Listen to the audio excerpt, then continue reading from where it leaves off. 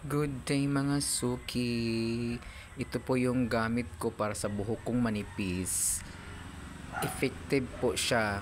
Oo, kumapal po yung buhok ko ng paunti-unti. Makikita mo naman siya kasi nga tumutubo talaga siya. Yung mga bagong tubo, makikita mo siya kasi na lumalabas siya sa buhok ng ganyan. Ayan, oh. Ganyan ko lang po yan bago ako magsabon sa katawan. Yan muna inuuna ko kasi para yun talaga ang effective dyan. Kasi babad mo ng mga 3 to 5 minutes. Yan na yan siya. Yan o, ganyan.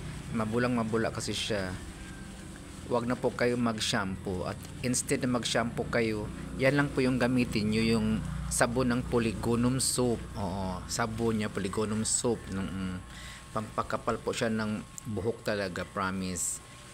Naniniwala ako sa Polygonum soap. Kasi may ginseng po siya from Korea. Kaya ang ganda yan, oh. Hinati ko pa nga siya eh. Oo, kasi nga para matagal maubos.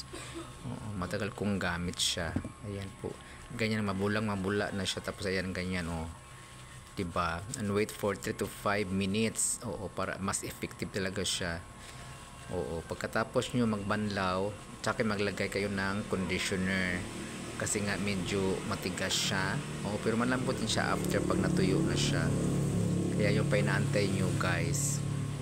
Try nyo na, mag-order na kayo dyan sa baba sa Yellow Basket. Try nyo na po, order na kayo. Wala pong mawawala kung maniniwala tayo. Oo. Yan, papakapal po talaga ng buhok yan. Oo. Kaya inuuna ko yung ulo kasi para hindi magkabuhok, kakapal ang buhok ng katawan ko. Yan. Diba? Ganyan lang guys, babad nyo muna ng 3 to 5 minutes. Magsabon muna kayo ng katawan bago kayo hugas ng buhok nyo. O diba? See? O mamaya makikita yung ayan, tapos banlawan na siya. Tapos sa binanlawan, barabad ko muna siya ng 3 minutes to 5 minutes. Oo. Unahin nyo talaga yung buhok nyo guys pag sabon ng ganyan. Para effective talaga siya. Ibabad nyo pa siya. Ayan.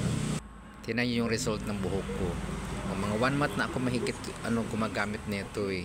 Kaya ayan, makikita mo yung yung lumabas na mga buhok ko, yung mga baby hair. Tawag dyan baby hair kasi diba, ang nipis-nipis na kanyang buhok ko, tapos biglang kumapal siya. Diba? Si edad ko naman ito 55. Bye!